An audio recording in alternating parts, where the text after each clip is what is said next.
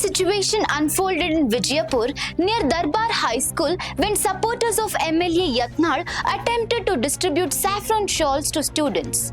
Police intervened and stopped the activity, which led to a heated confrontation between Yatnal's supporters and police personnel. As the situation escalated, MLA Yatnal arrived at the spot where he and the gathered crowd were seen chanting slogans of Shri Ram, during which he reportedly raised slogans against the government.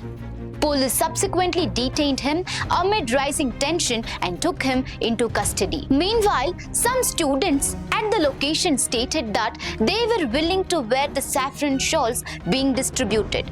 For more such updates, stay tuned to Daily Salar Digital.